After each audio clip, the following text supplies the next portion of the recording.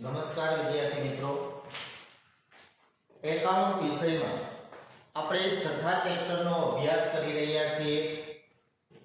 ભાગીદારની નિવૃત્તિ કે મૃત્યુ, જેમાં આપણે 8 માર્ક્સના દાખલાઓ જોઈ રહ્યા છીએ. છેલ્લે આપણે દાખલો જોયો તો 15મો દાખલો.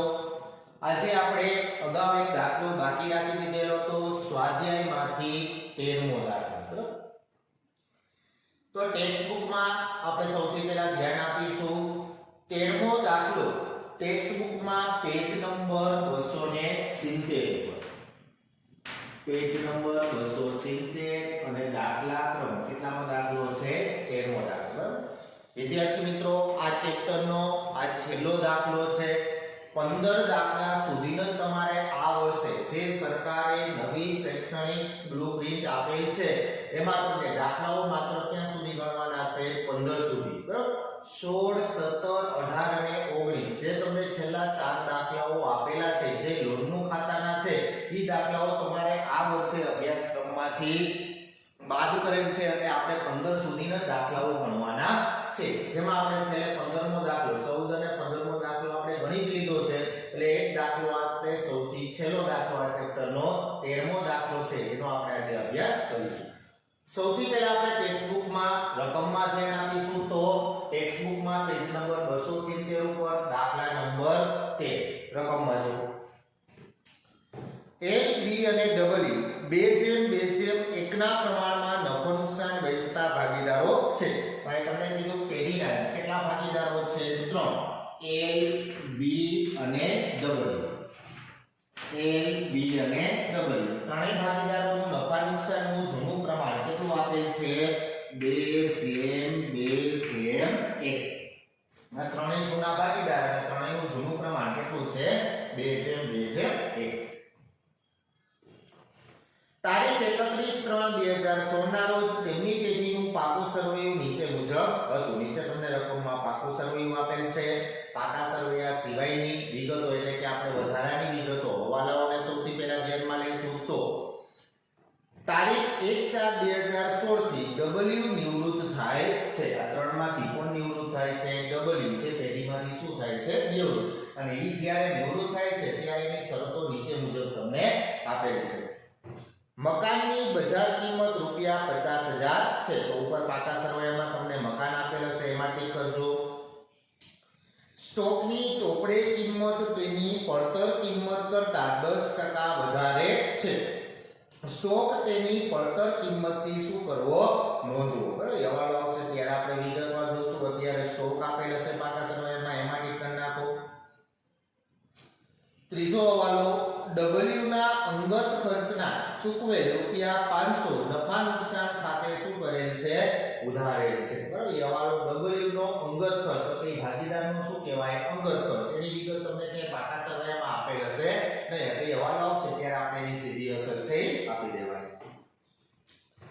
ચોથો હવાલો પેઢીની પાઘડીનું મૂલ્યાંકન ₹80,000 કરવામાં આવ્યું. કોની પાઘડી આપેલ છે? પેઢીની. એટલે એમાં કોનો ભાગ હશે? બધા ભાગીદારનો. આપણે એમાંથી માત્ર કોના ભાગની શોધવાની? નિવૃત્ત ભાગીદાર એટલે કે W ના ભાગની પાઘડી આપણે શોધી અને એના જે ભાગની રકમ છે એને L અને B છે એને શું કરી દેશે? ચૂકવી દેશે. પાંચમો હવાલો એમાં ખાસ ધ્યાન રાખજો. W ના નફાના ભાગ પૈકી 5/40 ભાગ L અને 3/40 ભાગ B ને શું થશે? મળશે. તો અહીંયા તમને વિગત શું આપેલ છે અહીંયા નીચે અંડરલાઈન કરી નાખજો, સામે પેન્સિલથી લખી નાખજો. હવાલાની સામેથી તમને શું આપેલ છે? અહીંયા શું કીધું? W પેઢીમાંથી નિવૃત્ત થાય છે તો એનો જે નફા ભાગ છે એ નફા ભાગ બધુંય કોને મળે? તો કે L અને B ને. જો આ બંને ભાગીદારને મળશે એટલે ભાગીદારને શું થયું કહેવાય? લાભ. જે ભાગીદાર નિવૃત્ત થાય છે એ નફાનો શું કરે છે? ત્યાગ. તો આ બાબત આપણે સૌથી પહેલી હિસાબી અસરમાં જોઈએ જ ગયા છે. નફા નુકસાનનું નવું પ્રમાણ શોધો. ભાઈ તમને કીધું W નો ભાગ છે એ બધે કોને મળશે? તો કે L અને B ને. L ને કેટલો મળશે? 5/40. B ને કેટલો મળશે? 3/40. તો એ જે તમને આપેલ છે વિગત એ શું કહેવાય? લાભ કહેવાય. કોનો લાભ? L અને B નો. તો અહીંયા હવાલાની સામે લખી નાખજો. એ શું આપેલ છે? તમને લાભ આપેલ છે.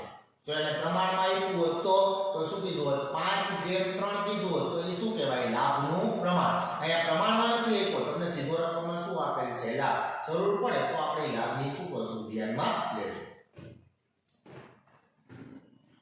અને છઠ્ઠો અને મહત્વનો હવાલો W ને ચૂકવવા પાત્ર રકમ રોકડમાં શું કરવી ચૂકવી દેવી કોની વિરુદ્ધ થાય છે W એની જે એની રકમ મળશે એ બધી રકમ છે એ કઈ રીતના ચૂકવી દેવાની રોકડમાં જે રકમ કઈ રકમ જે W ને આપણે ચૂકવી છે ઈ રકમ L અને B એવી રીતે રોકડમાં લાવશે એનો મતલબ કે આપણે W ને જે રોકડા ચૂકવવાના છે એ બધી રકમ કોણ લઈ આવશે તો કે L અને B પણ એવી રીતે લઈ આવશે કે જેમની મૂડી નવા નફા નુકસાનના પ્રમાણમાં રહે પણ આપણે ભાગીદારોની મૂડી છે એ કયા પ્રમાણમાં રાખવાની નવા પ્રમાણમાં છે આપણે અગાઉ બે ત્રણ દાખલા જોઈએ જ ગયા બરોબર જ્યારે મૂડી નવા પ્રમાણમાં રાખવાની હોય એટલે આપણે મૂડી પહેલા શું કરવાની શોધવાની આવશે ની મૂડી આપણે એને નવા પ્રમાણમાં શું કરવાની થશે રાખવાની આવશે જરૂરી ખાતા અને નવી પેઢીનું પાકું સરવૈયું શું કરો તૈયાર કરો સૌથી પહેલા આપણે કોની વિગતોની નોંધ કરશું પાકા સરવૈયાની જવાબદારી બાજુ એટલે કે મૂડી દેવા બાજુથી શરૂઆત કરો પહેલી વિગત શું આપેલ છે મૂડી કયા ખાતામાં આવશે મૂડી ખાતામાં કઈ બાજુ આપેલ છે જમા બાજુ તો આપણે જમા બાજુ વિગત શું લખવાની બાકી આગળ લાવ્યા L ની મૂડી કેટલી છે 20000 B ની મૂડી 12500 અને W ની મૂડી કેટલી છે 5000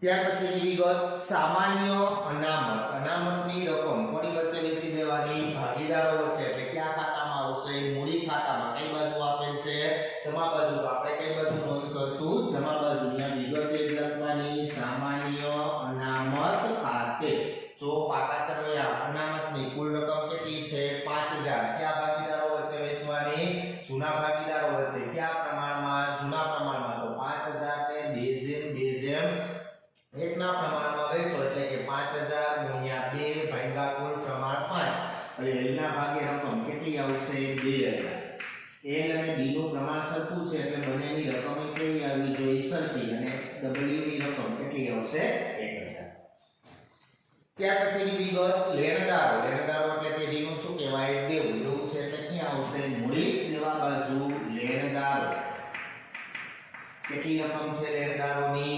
20000 એમાં હવાલો નથી એટલે રકમ સીધી બહારના કોલમમાં 20000 ત્યાર પછીની વિગત ખર્ચા ચૂકવવાના બાકી તો ચૂકવવાના બાકી ખર્ચ ચૂકવવાનું બાકી એટલે પેઢીનું શું કહેવાય દેવું છે એટલે મૂડી દેવા બાજુ ખર્ચા ચૂકવવાના બાકી કેટલી રકમ બાકી છે 3000 અહીંયા રકમ કેટલી આવશે 3000 મૂડી દેવા બાજુની વિગતો પૂરી સામે મિલકતોમાં જો પહેલી વિગત શું આપેલ છે પાઘડી જ્યારે પાકા સરવૈયામાં જૂની પાઘડી આપેલ હોય ત્યારે એ પાઘડીની રકમ આપણે ભાગીદારો વચ્ચે શું કરી દેવાની વેચી દેવાની એટલે કયા ખાતામાં આવશે મૂડી ખાતામાં કઈ બાજુ આપેલ છે ઉધાર તો આપણે કઈ બાજુ નોંધ કરવાની ઉધાર બાજુ ત્યાં પણ વિગત શું લખવાની પાઘડી ખાતે કુલ રકમ કેટલી છે કુલ રકમ 8000 કયા ભાગીદારો વચ્ચે વેચવાની જૂના ભાગીદારોને કયા પ્રમાણમાં જૂના પ્રમાણમાં એટલે કે 2 જેમ એકના પ્રમાણમાં વેચો એટલે એના ભાગે રકમ કેટલી આવશે 3200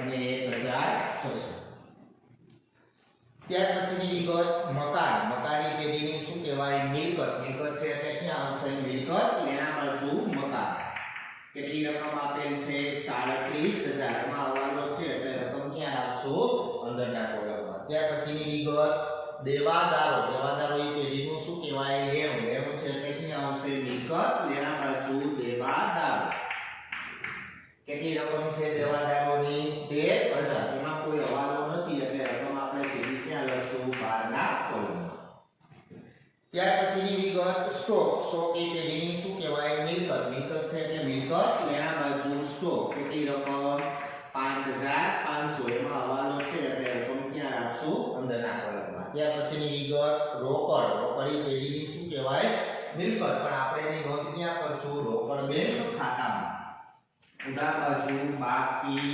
આગળ લાવી કેટલી રકમ છે 2000 ત્યાર પછી પાકા સરવૈયાની બધી વિગતો છે એ પૂરી. હવાલામાં જો મકાનની બજાર કિંમત રૂપિયા 50,000 છે. ત્યાં તમને કીધું મકાનની બજાર કિંમત કેટલી છે 50,000. તો આપણા પાસે જો મકાનની કિંમત છે કેટલી 37,000. હવે નવી કિંમત કેટલી થઈ 50,000. તો મકાનની કિંમતમાં શું થશે વધારો. અહીંયા પ્લસ વધારો કેટલા રૂપિયા 13,000. તો હવેની કિંમત છે એ કેટલી થશે 50,000.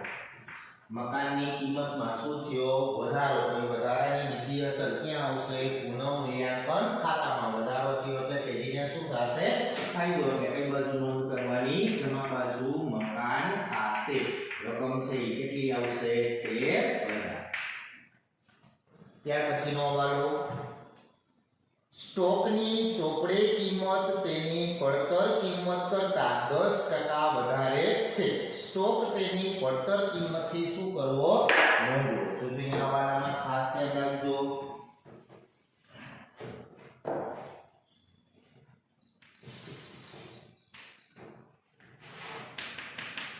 સ્ટોક શું કીધું સ્ટોક તેની પડતર કિંમત કરતા. હવે જો કોઈ પણ મિલકત હોય ત્યારે તમને જે કિંમત આપેલ છે ને એ કેવી કિંમત કહેવાય ચોપડે કિંમત.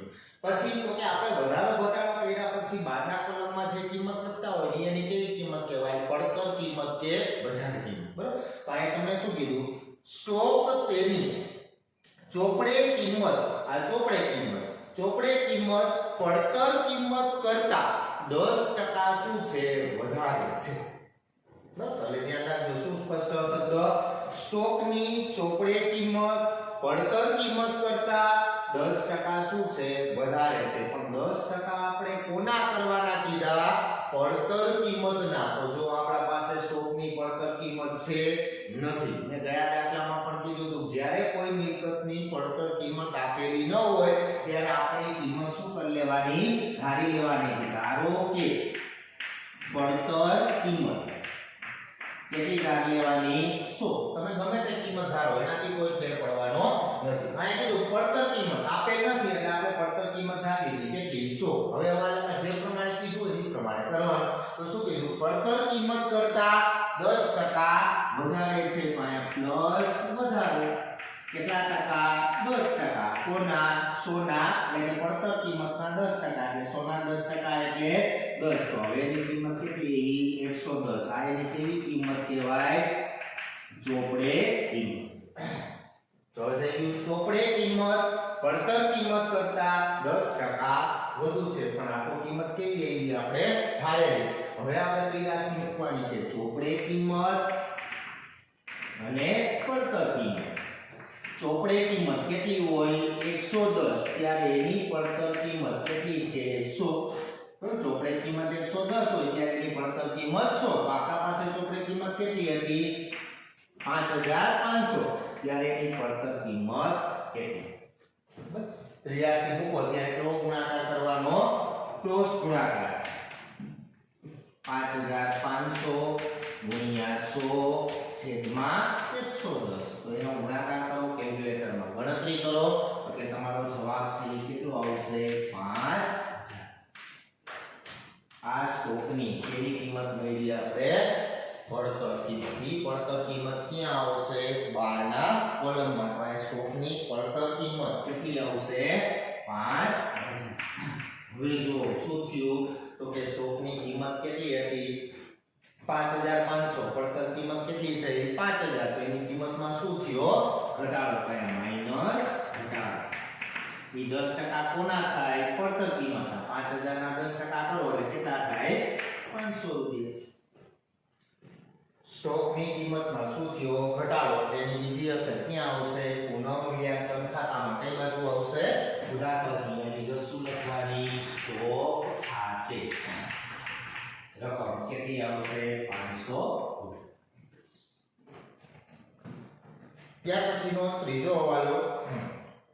એ હવાલામાં પણ થોડી ધ્યાન રાખજો. W ના અંગત ખર્ચના ચૂકવેલ રૂપિયા 500 નફા નુકસાન ખાતે શું કરેલ છે ઉધારેલ હતા. મેં શું કીધું W ના અંગત ખર્ચ એટલે કોનો ખર્ચ થયો પેઢીનો ને કોનો ખર્ચ થયો કહેવાય ભાગીદારનો અંગત ખર્ચ બરાબર ત્યાં કીધું W નો અંગત ખર્ચ કેટલા રૂપિયા તો 500 એનો મતલબ કે ખરેખર 500 રૂપિયા કોને ચૂકવવાના હતા W બરાબર W એ 500 રૂપિયા શું કરવાના હતા ચૂકવવાના હતા કારણ કે એનો ખર્ચ હતો તો કે 500 રૂપિયા W નો અંગત ખર્ચ હતો પણ ચૂકવો કોને તો કે પેઢીએ કારણ કે નફા નુકસાન ખાતાની નોંધ કરી એનો મતલબ કોને ચૂકવો પેઢી તો હવે આપણે એની પ્રક્રિયા શું કરવાની કે આ 500 રૂપિયા ચૂકવવાના કોને હતા W ને ચૂકવા કોને પેઢીએ તો હવે આપણે સુધારવા માટે શું કરવાનું તો કે પેઢી છે ઈ W પાસેથી 500 રૂપિયા શું કરશે વસૂલ કરશે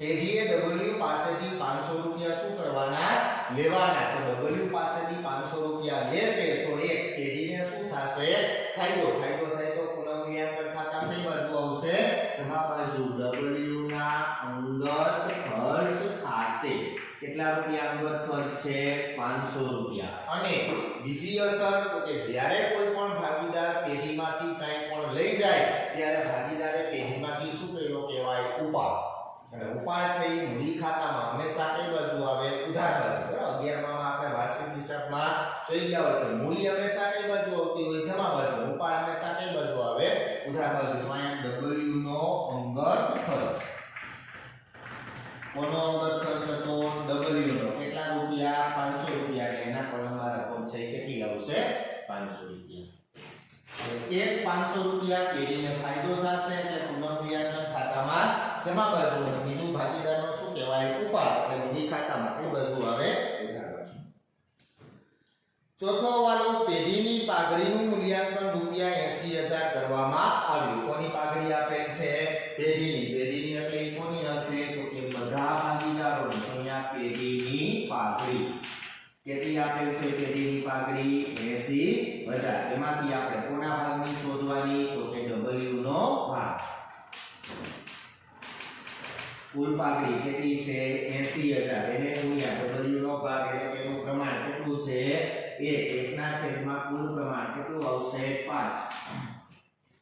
1 ના છેદમાં કુલ પ્રમાણ કેટલું આવશે 5 તો એના ભાગની પાઘડીની રકમ છે એ કેટલી આવશે તો કે કેલ્ક્યુલેટરમાં 80000 ગુણ્યા 1 ભાગ્યા 5 એટલે એના ભાગની રકમ છે એ કેટલી આવશે 16000 આ કોના ભાગની રકમ આવી W ના ભાગની રકમ હવે એ રકમ છે એ કોણ ચૂકવશે તો કે L અને B છે એને રકમ શું કરી દેવાની ચૂકવી દેવાની બંનેને રકમ ચૂકવશે એના માટે આપણે સૌથી પહેલા એને શું લખશું આમનો એની આમનો શું થશે કોણ ચૂકવશે ને તો કે L અને B તો એ બંનેને શું થશે લાભ એટલે કે L ના મૂડી ખાતે ઉધાર B ના મૂડી ખાતે ઉધાર અને તે W ના મૂડી ખાતે W ના મૂડી ખાતે કેટલી રકમ આવશે 16000 પણ ઈ રકમ છે કે આપણે બંને ભાગીદારો વચ્ચે કયા પ્રમાણમાં વેચવાની તો કે લાભના પ્રમાણમાં રકમમાં જો ક્યાંય લાભનું પ્રમાણ તો લાભનું પ્રમાણ છે રકમમાં ક્યાંય તમને લાભનું પ્રમાણ છે એ આપેલ નથી તો આપણે લાભનું પ્રમાણ મેળવવું હોય તો આપણા પાસે શું હોવું જોઈએ તો કે જૂનું પ્રમાણ અને નવું પ્રમાણ બંને પ્રમાણ હોવા જોઈએ તો જ આપણે એને લાભના પ્રમાણમાં છે એ શું કરી શકીએ વેચી શકીએ તો આપણા પાસે કે નવું પ્રમાણ કે જૂનું પ્રમાણ નથી પણ રકમમાં જો તમને એક હવાલો આપેલ છે કેટલામો હવાલો છે પાંચમો હવાલો કેટલામો હવાલો પાંચમો હવાલો કે જેમાં તમને બંને ભાગીદારોનું લાભનું પ્રમાણ નથી પણ અહીંયા બંને ભાગીદારોનો શું આપેલ છે લાભ આપેલ છે તો અહીંયા આપણે જે નિયમ પ્રમાણે જે પાઘડીની રકમ છે એ આપણે બંને વચ્ચે કયા પ્રમાણમાં વેચવાની હોય લાભના પ્રમાણમાં તો જો અહીંયા તમને L અને B નો બંને ભાગીદારનો શું આપેલ છે લાભ આપેલ છે L નો લાભ કેટલો આપેલ છે તો કે 5/40 અને B નો લાભ કેટલો આપેલ છે તો કે 3/40 તો કોઈ પણ ભાગીદારનો લાભ હોય તો એના ઉપરથી આપણે પ્રમાણ મેળવવું તો મળી જાય કે આ બેના છેદ જો સરખા છે તો કે આ તો લાભનું પ્રમાણ કેટલું કહેવાય 5/3 એ કેવું પ્રમાણ કહેવાય લાભનું પ્રમાણ કહેવાય ભાઈ આપણે લાભનું પ્રમાણ કેટલું ગણવાનું 5/3 તો આપણે 16000 છે એ બંને ભાગીદારો વચ્ચે કયા પ્રમાણમાં વેચવાના 5:3 ના પ્રમાણમાં વેચી દો 16000 ગુણ્યા 5 ભાગ્યા 8 એટલે A ના ભાગે રકમ છે એ કેટલી આવશે 10000 અને B ના ભાગે રકમ છે એ કેટલી આવશે 6000 અહીંયા પાઘડીની પ્રક્રિયા છે એ પૂરી હવે એની ખાતામાં નોંધ કરો L અને B ના મૂડી ખાતે શું થી મૂડી ખાતે ઉધાર એટલે કઈ બાજુ લખશું ઉધાર બાજુ પણ વિગત છે કેવી લખવાની વિરુદ્ધ એટલે કે W ના મૂડી ખાતે પણ રકમ કોના કોલમમાં લખવાની L ના કોલમમાં કેટલા રૂપિયા 10000 અને B ના કોલમમાં 6000 એનાથી વિરુદ્ધ અસર W ના મૂડી ખાતે શું થયું જમા એટલે કઈ બાજુ લખશું જમા બાજુ અહીંયા વિગત શું લખવાની તો કે L ના મૂડી ખાતે અને B ના મૂડી ખાતે રકમ કોના કોલમમાં આવશે W ના કોલમમાં 10000 અને 6000 અહીંયા પાઘડીની પ્રક્રિયા છે ત્યાર પછીનો હવાલો જો પાંચમા હવાલામાં શું આપેલો તો લાભ જરૂર પડે તો આપણે લાભને ધ્યાનમાં લેવાનો અને હવે છઠ્ઠો હવાલો W ને ચૂકવવા પાત્ર રકમ રોકડમાં શું કરવી ચૂકવી દેવી જે રકમ L અને B એવી રીતે રોકડમાં લાવશે કે જેથી તેમની મૂડી નવા નફા નુકસાનના પ્રમાણમાં રહે અહીંયા તમને જુદી જુદી ત્રણ બાબતો આપે છે આપણે એક પછી એક બાબતને ધ્યાનમાં રાખશું તો પહેલી વિગત શું આપી કે W ને ચૂકવવા પાત્ર રકમ રોકડમાં શું કરવી ચૂકવી દેવી તો અહીંયા W ને ચૂકવવા પાત્ર રકમ છે બધી રકમ આપણે કઈ રીતના ચૂકવી દેવાની રોકડમાં પણ કેટલી ચૂકવવાની છે તો એના માટે આપણે W નું મૂડી ખાતું છે શું કરવું પડે બંધ તો મૂડી ખાતું ક્યારે બંધ થાય પુનઃમૂલ્યાંકન ખાતું બંધ થાય પછી તો પહેલા આપણે કયું ખાતું બંધ કરશું પુનઃમૂલ્યાંકન ખાતું તો પુનઃમૂલ્યાંકન ખાતું બંધ કરો કઈ બાજુનો સરવાળો વધુ થશે જમા તો જમા બાજુનું ટોટલ કરો 13500 આ બાજુ લઈ જાઓ 13500 બાદ કરો 500 એટલે રકમ છે કેટલી વધશે 13000 કઈ બાજુ તફાવત આવ્યો ઉધાર બાજુ તો એ પેલીનો શું કહેવાય નફો કયા ભાગીદારો વચ્ચે વેચવાનો તો કે જૂના ભાગીદારોને એટલે કે L B અને W કયા પ્રમાણમાં વેચવાનો જૂના પ્રમાણમાં એટલે કે 2:1 ના પ્રમાણમાં કેલ્ક્યુલેટરમાં વેચો 13000 ગુણ્યા 2 ભાગ્યા 5 એટલે એના ભાગે રકમ છે L ના ભાગે કેટલી આવશે 5200 અને રકમ છે 2600 આ નફાની રકમ ક્યાં લઈ જાશું મૂડી ખાતામાં આ ઉધાર છે તો મૂડી ખાતામાં કઈ બાજુ લખશું જમા બાજુ અહીંયા વિગત શું લખવાની લખો 5200 અને 2600 હવે મૂડી ખાતામાં નિવૃત્તિનો કોઈ પણ દાખલો ગણો પહેલા માત્ર કોનું મૂડી ખાતું બંધ થવું જોઈએ નિવૃત્ત ભાગીદાર તો આ કોણ નિવૃત્ત થાય છે W તો W નું મૂડી ખાતું માત્ર બંધ કરો 5000 1000 10000 6000 અને 2600 કેલ્ક્યુલેટરમાં એનો સરવાળો કરો એટલે રકમ છે કેટલી આવશે 24600 ઈ ટોટલ ને સામેની બાજુ લઈ જાઓ 24600 એમાંથી ઉપરની વિગત બાદ કરો કેલ્ક્યુલેટરમાં 24600 500 અને -1600 બાદ કરો એટલે તફાવત છે કેટલો આવશે 22500 તફાવત કેટલો આવશે 22500 રૂપિયા એનો મતલબ કે આપણે W ની લેણી રકમ છે કેટલી આવશે 22500 અને હવે હવાલામાં કીધું આ રકમ છે W ને કઈ રીતના ચૂકવવાની રોકડે દીધું એની સામે આપણે વિગત છે શું લખશું રોકડ ખાતે પણ હવાલો છે કે એની કેટલી અસર થાય 2 બીજી અસર શું લખ્યું આપણે રોકડ ખાતે એટલે કયા ખાતામાં આવશે રોકડ બેંક ખાતામાં અહીંયા કઈ બાજુ છે ઉધાર તો અહીંયા કઈ બાજુ લખશું જમા બાજુ અહીંયા વિગત શું લખશું કોને ચૂકવા W ને તો W ના મૂડી ખાતે રકમ છે એ કેટલી આવશે 22500 એક વિગત પૂરી હવે આગળ શું કીધું છે તો હવે શબ્દોને જ ધ્યાનમાં રાખજો W ને ચૂકવવા પાત્ર રકમ રોકડમાં શું કરી દેવી ચૂકવી દેવી જે રકમ L અને B એવી રીતે રોકડમાં શું કરશે લાવશે એનો મતલબ કે અહીંયા આપણે જે W ને 22500 ચૂકવવાના છે ઈ રકમ કોણ લઈ આવશે તો કે L અને B હવે 22500 જે આપણે ચૂકવા એટલે આપણા પાસેથી રોકડ શું થાય જાય એટલે રોકડ બેંક ખાતામાં આપણે શું લખ્યું જમા બાજુ પણ એમ કીધું આ 22500 છે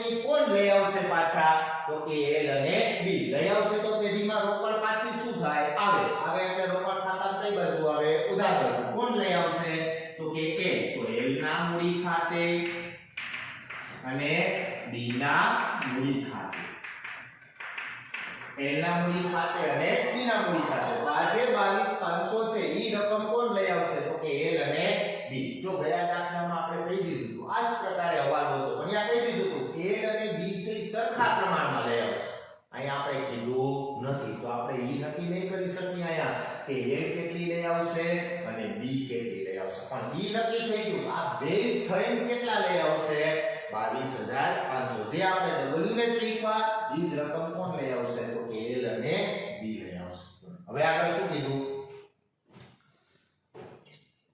લાવશે કે જેથી તેમની મૂડી નવા નફા નુકસાનના પ્રમાણમાં રહે તો હવે આપણે ભાગીદારોની મૂડી કોની મૂડી તો કે l અને b ની આ બંનેની મૂડી છે એ કયા પ્રમાણમાં રાખવાની નવા પ્રમાણમાં રાખવા માટે આપણા પાસે શું હોવી જોઈએ કુલ મૂડી હોવી જોઈએ અને ઈ કુલ મૂડી મેળવવા માટે હવે જો તમે કુલ મૂડી કઈ રીતના મેળવવી તેના માટે આપણે પાકું સરવૈયું બંધ કરી શકીએ પણ પાકા સરવૈયામાં જો હજી કેટલી વિગત બાકી છે બે એક મૂડી અને આ બાજુ શું બાકી છે રોકડ બે પણ જો અહીંયા કુલ મૂડી મેળવવા માટે જો ઈ હવાલાને ખાસ ધ્યાનમાં રાખશો તો જ તમને ખબર પડશે અહીંયા આપણે રોકડ બેંક ઘટે છે તો રોકડ બેંક કઈ રીતના આવશે તો એના માટે રોકડ બેંક ખાતામાં જો અહીંયા તમને હવાલામાં સ્પષ્ટ કીધું છે W ને ચૂકવવા પાત્ર રકમ છે 22500 ઈ બધી રકમ કોણ લઈ આવવાનું છે L અને B એનો મતલબ કે ભાગીદારોની શરૂઆતની મૂડી છે ને ઈ જ કેવી મૂડી રહે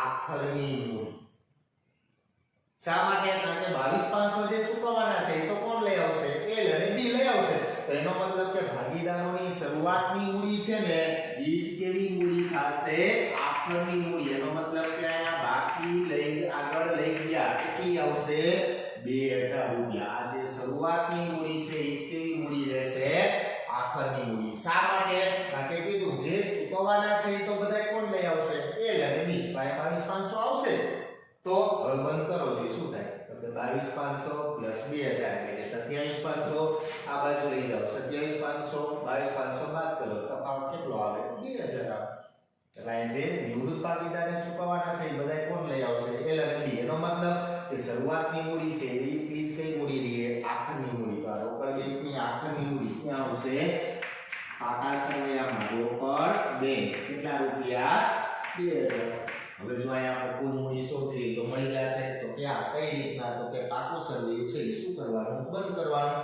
કરો પાકા સરવૈયામાં મિલકત લેણા બાજુનો ટોટલ 50000 13000 5000 અને 2000 એટલે ટોટલ છે એ કેટલો આવશે 70000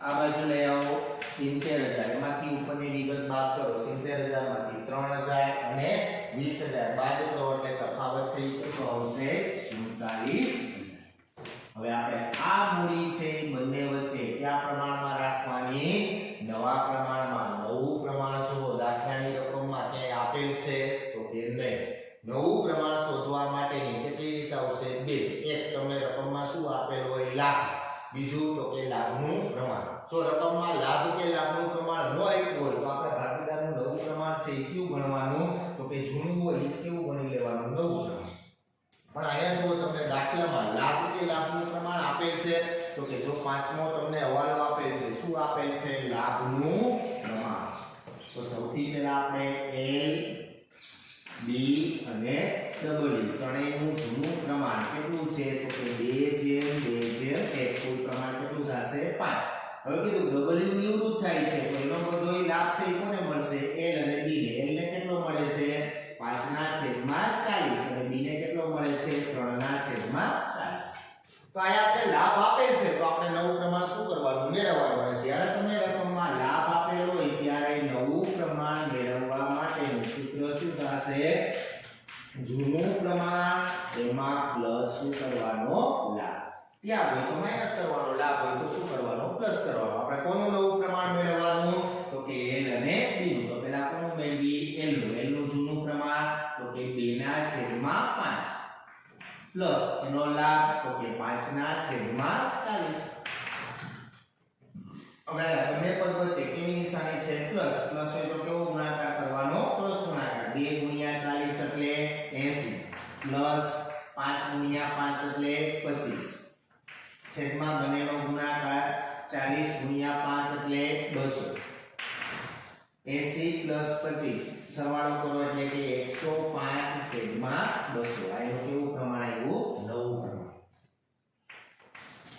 એ જ રીતના કોનું મેળવશું આપણે b નું જૂનું પ્રમાણ તો કે 2 ના છેદમાં 5 પ્લસ એનો લાભ 3 ના છેદમાં 40 ક્રોસ ગુણાકાર કરો 40 ગુણ્યા 2 એટલે 80 પ્લસ 5 ગુણ્યા 3 એટલે 15 છેદમાં બંનેનો ગુણાકાર 200 80 પ્લસ 15 એટલે 95 છેદમાં 200 આ કોનું નવું પ્રમાણ આવ્યું b બંનેનું નવું પ્રમાણ આવી ગયું હવે આપણે એને પ્રમાણમાં લખવું હોય તો બંનેના છેદ કેવા છે સરખા તો l નું 105/95 તો આના છેદ ઉડાડતા આવડે તો ઉડાડવાના ન ઉડાડો તો આપણે પ્રમાણ કેટલું ગણવાનું 105/95 તો એના છેદ ઉડાડ નાખો કેટલા વડે ભાગાશે 5 વડે 21 પંચા 105 અને 19 પંચા 95 તો અહીંયા આપણે હવે 21 ને 19 ના ભાગ પડે નહીં તો અહીંયા આપણે નવું પ્રમાણ છે કેટલું ગણવાનું 21/19 21/19 તો અહીંયા આપણે 47000 છે એ બંને ભાગીદાર વચ્ચે નવા પ્રમાણમાં રાખવા હોય તો બંનેને કયા પ્રમાણમાં વેચવાના 21/19 ના પ્રમાણમાં વેચો એટલે ગુણાકાર કરો 47000 ગુણ્યા 21 એને ભાગ્યા 40 એટલે એના ભાગની રકમ છે કેટલી આવશે 24675 24675 અને 19 ભાગે 47000 ની રકમ કેટલી આવશે 22325 આ ભાગીદારની મૂડી છે કયા પ્રમાણમાં આવી ગઈ નવા પ્રમાણ હવાલો છે એટલે એની કેટલી અસર થશે 2 આ મૂડી આપણે ક્યાંથી લઈ આવતા તો કે મૂડી ખાતામાં કઈ બાજુ આવશે ઉધાર બાજુ અહીંયા વિગત શું લખતા બાકી આગળ લઈ ગયા કેટલી મૂડી છે 24675 અને 22325 હવે દાખલાની વિગત છે એ પૂરી હજી એક બાબત શોધવાની બાકી છે અને l અને b કેટલી રકમ લઈ આવશે તો એ કઈ રીતના મળશે તો કે અહીંયા આપણે આ મૂડી આપી દીધી તો હવે આપણે મૂડી ખાતું બંધ કરશું જે તફાવત આવશે એ ક્યાં લઈ જશું રોકડ બેંક ખાતામાં તો એક પછી એક જો l ના મૂડી ખાતામાં કઈ બાજુનો સરવાળો વધુ થશે તો કે આ મૂડી કેટલી છે 24000 તો ઉધાર બાજુનો છે એ ટોટલ કરો મૂડી ખાતામાં 3200 10000 અને 24675 ટોટલ કરો એટલે 37875 એને સામેની બાજુ લઈ જાઓ 37875 બાદ કરો એમાંથી 5200 2000 અને 20000 બાદ કરો એટલે તફાવત આવશે 10675 10675 આ એની રકમ એ જ પ્રકારે b માં જો કઈ બાજુનો સરવાળો વધુ થશે તો કે ઉધાર બાજુનો તો ઉધાર બાજુનો ટોટલ કરો 3200 6000 અને 22325 ટોટલ કરો એટલે 31525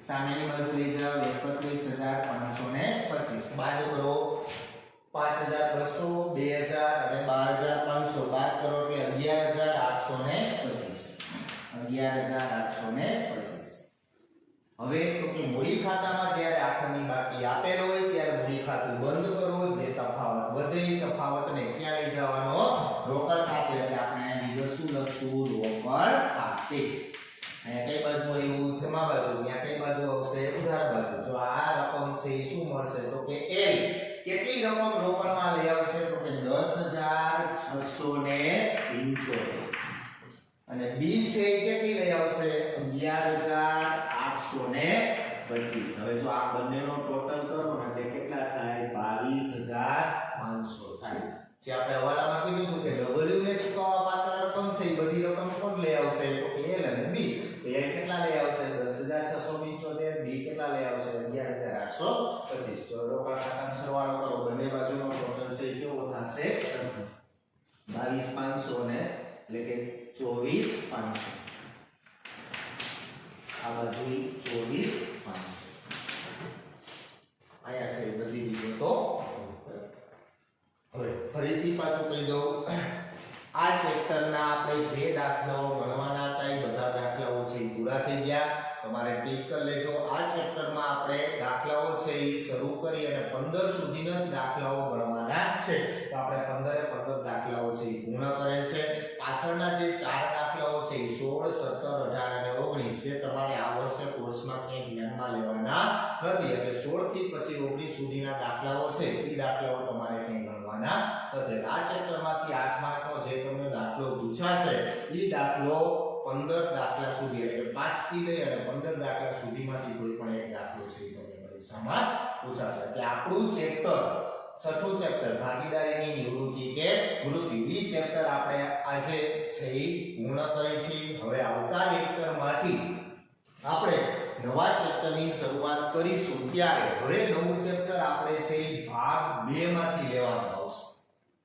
પહેલા ભાગમાંથી આપણે બધા ચેપ્ટરો પૂર્ણ થઈ ગયા. એક ચેપ્ટર બાકી છે કે વાર્ષિક હિસાબ, પણ અત્યારે આપણે વાર્ષિક હિસાબને ધ્યાનમાં લેતા નથી. તો હવે આપણે બીજા ભાગમાંથી કોઈ પણ ચેપ્ટરની શરૂઆત કરશું. એટલે હવે આવતા લેક્ચરમાં તમારા પાસે બીજા ભાગની છે એ ટેક્સ્ટ બુક હોવી જોઈએ. તો આપણે બીજા ભાગમાંથી જો પહેલા ભાગમાં આપણે જેટલું બધું જોયું એ બધું કોને લગતું હતું? તો કે ભાગીદારી પેઢીને લગતું. હવે આપણે બીજા ભાગમાં જ્યારે શરૂઆત કરશું ત્યારે બધી બાબતો બધા હિસાબો છે એ કોને લગતા હશે? કંપનીને લગતા.